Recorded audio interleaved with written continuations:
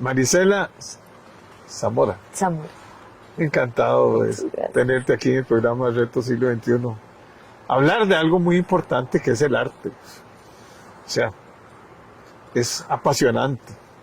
A mí me tocó vivir esa época cuando comenzaron a crecer los pequeños teatros y la Compañía Nacional de Teatro y era casi una fiebre eh, de ir al cine o al teatro. Y todos los fines de semana permanecían llenos los teatros. Y pasaron grandes artistas, ¿verdad? Formaron muchos costarricenses. Vinieron chilenos, los Catania, y otros extranjeros muy renombrados, gente con una gran cultura y una gran capacidad. Claro, es un gran sacrificio, ¿ah? Porque con el teatro no es para hacerse rico ni tener un patrimonio, pero sí tener un patrimonio de tipo espiritual, de tipo de aporte a la sociedad, de mejoramiento. Estuviste en el Ministerio de Educación 2 años, De Cultura. perdón, de Cultura, Juventud y Deportes. Ahora le van a quitar lo de juventud, porque la verdad es que va a estar más concentrado en todo lo que era la Compañía Nacional de Teatro, con todas las problemáticas que significa un ministerio con una cantidad grandísima de responsabilidades, con un presupuesto relativamente limitado, con un montón de pequeños órganos desconcentrados, algunos con desconcentración máxima, otros sin desconcentración máxima.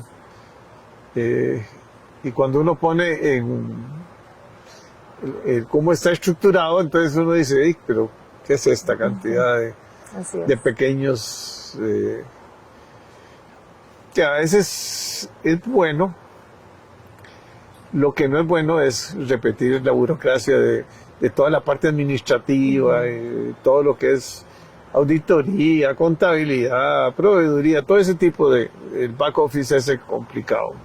Debieran ser muy centralizados toda esa parte y debiera estar la otra parte organizativa, sí, con participación de muchas organizaciones, pero que lo que yo sí creo que es muy importante es que el ministerio en sí, el ministro, tenga capacidad de mando y jerarquía, no que cada uno ande ahí a la deriva. Manejan ustedes un presupuesto, creo que es casi el menor que hay el presupuesto nacional, pero muy importante, ¿verdad? Porque la música, el arte, ojalá la enseñanza de la música en todas las escuelas, que es algo que debiéramos de promover, igual que en Europa y en todas partes importantes para... Yo tengo un nietillo ahí que se agarra la guitarra y ya afina y tiene 2 años, o sea, y eso es importante para ciertas cualidades que van dando. Y tengo otra nieta que canta, en fin. Esa formación desde chiquitillos a la parte cultural y a la parte es importante, más en una sociedad tan complicada como la que vivimos. Bueno, pero háblenos usted es la invitada. No. Háblenos de su experiencia, del problema burocrático que tuvo en el ministerio, de lo difícil que es implementar políticas, de que lógicamente hay un programa de mediano y largo plazo, ¿verdad? Que tiene que ser muy dinámico porque la sociedad es muy dinámica ahora. Ahora las benditas redes han cambiado el mundo, ya todo el mundo está pegado al teléfono, ¿verdad? Y eso nos está transformando para bien y para cosas que no son las mejores. Y que debemos de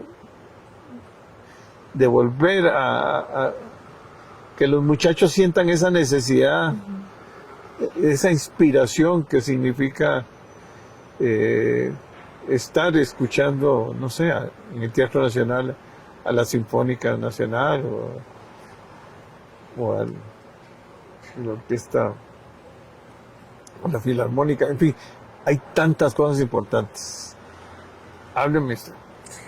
Bueno, yo primero que todo mientras lo escuchaba hablar, no podía dejar de pensar, primero, muy agradecida por abrir el tema de la cultura y el arte como un eje fundamental del desarrollo de los países. Y en ese sentido, cuando usted hablaba del presupuesto y lo reducido que es el presupuesto y lo grande que es el ministerio, habiendo pasado por ahí y que ni siquiera trabajando ahí uno logra conocer a todos sus colegas directores, pensé en Medellín y cómo utilizó el arte y la cultura como eje medular. Para traer turismo para generar un cambio en la sociedad. Para hacer un cambio en una sociedad altamente violenta y que hoy ir a Medellín es una cosa deliciosa, digamos, sí, para los que nos gusta el turismo de arte y cultura. No, bueno, perdóneme, pero en Europa, en el metro, o en Venecia, y ahí ve todo un grupo musical ahí en media calle o en medio del metro, y eso a uno lo inspira. Por supuesto. Lo hace sentirse y dice, uy, estoy viviendo esto.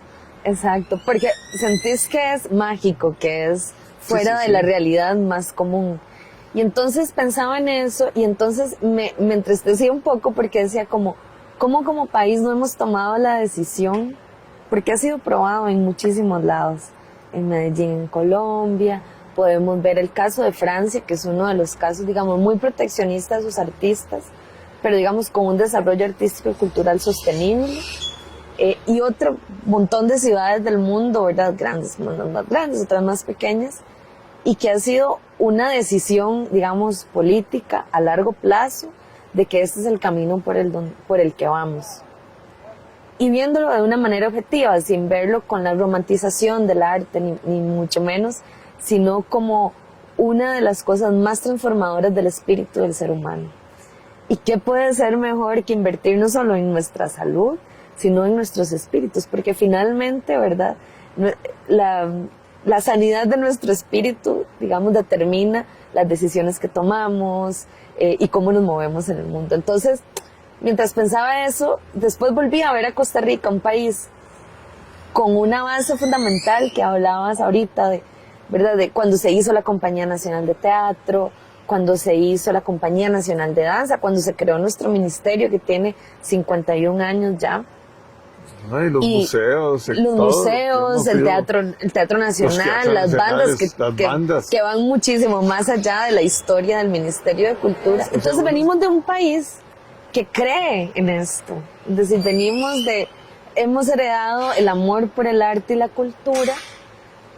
Sin embargo, a veces en el discurso político hacemos pensar que es menos importante, solo porque pareciera que es para nuestro espíritu. Pero realmente es lo menos importante. No. Exactamente. ¿Qué pasó en la pandemia? Escuchábamos música, veíamos películas en Netflix, los teatros subieron en sus YouTubes, subieron las obras de teatro. Yo vi unas obras que jamás me imaginé ver gracias a que estaban en la plataforma de YouTube. Leíamos poemas, escuchábamos música. Es decir, estamos hechos de arte, estamos hechos de historias. Entonces, ¿cómo no hemos podido empoderarnos y exigir una política artística y cultural que lo único que va a traer es transformación a nuestra sociedad? Sí, y el arte es todo. Es todo. Porque hay el arte popular, lógicamente, ¿verdad? Estos artistas famosos que nos visitan. Hoy hay uno, sí, que va a llenar el estadio porque es un gran artista, porque para poder llenar un estadio con 30,000 personas, o sea, tiene que ser un gran artista. Pero también es un problema educativo, es un problema en que las escuelas y los colegios y todos debiéramos de estar inmersos en eso. Yo me crié en la primaria en la Buenaventura Corrales y yo iba al salón y había un profesor de música y había distintas obras de teatro y hacíamos representaciones. Algunos tocaban instrumentos sobre todo para los desfiles. En todas las salidas o en todos los parques que estaban, había retreta. Entonces era muy lindo porque era una participación con música, con participación de gente dando vueltas alrededor del parque. Eso se perdió. Muchos lados se convirtió en una plaza de fútbol o en una plaza de multipropósito, pero debiéramos de tener espacios de ese tipo, ¿va? Para mí todos los gobiernos locales debieran de tener un centro de arte y un centro de cultura, donde entren y también que llegue gente a exponer, a hablar de la importancia del arte y hacer exposiciones de arte. Yo participé con Carlos Langner en una exposición y don Guillermo Langner y todo el grupo de Langner y Sáez en hacer una feria de arte, que hacíamos una bienal de arte, ¿verdad?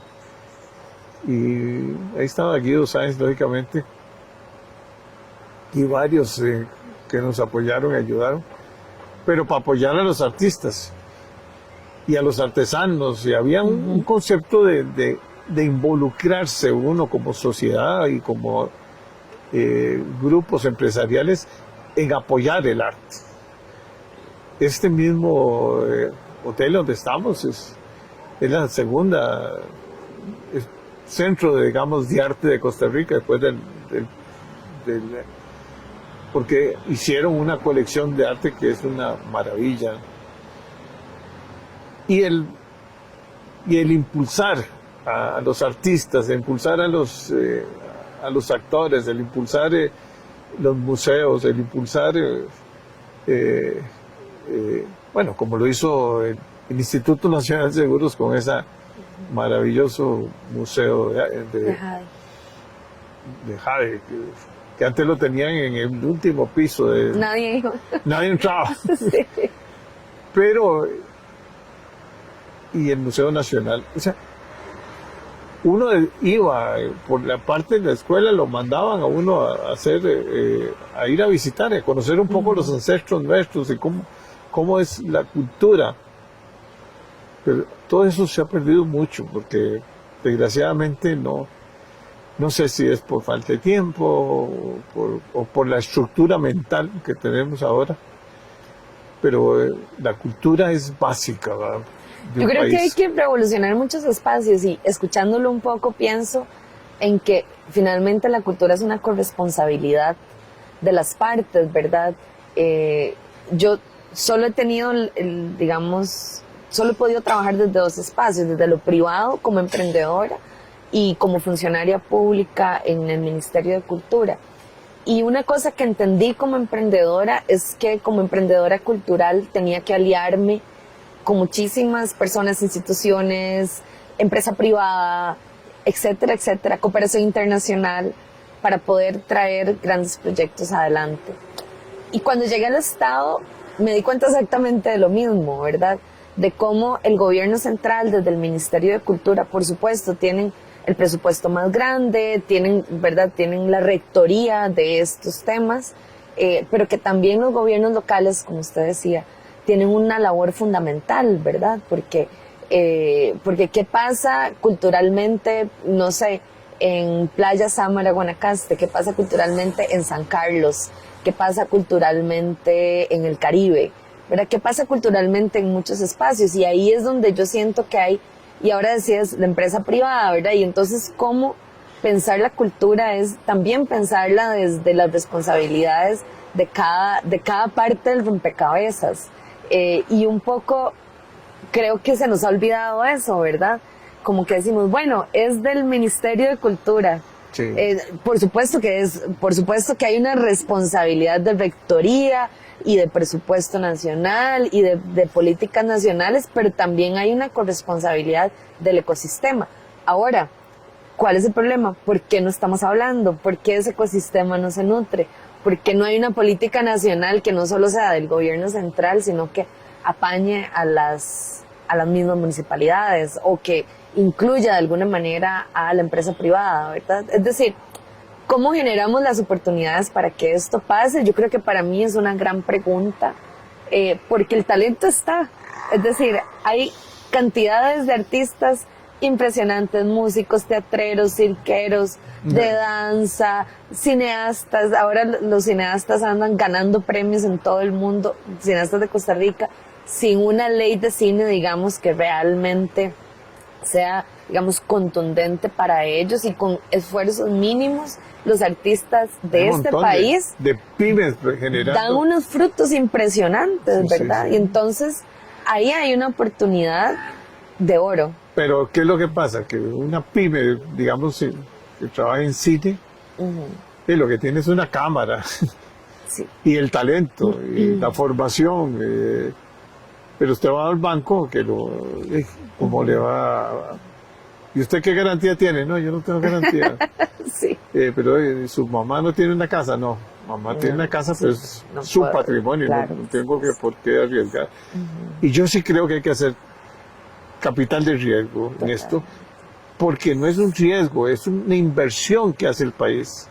Es una inversión. Y la capacidad, digamos, de generar cine, de generar artistas, de dar que el MEP se involucre realmente a contratar gente que dé clases de música, que buscar donaciones para que tengamos instrumentos, no solo computadoras, sino que tengamos instrumentos musicales, que tengamos un anfiteatro en cada gobierno local, que haya exposiciones, que haya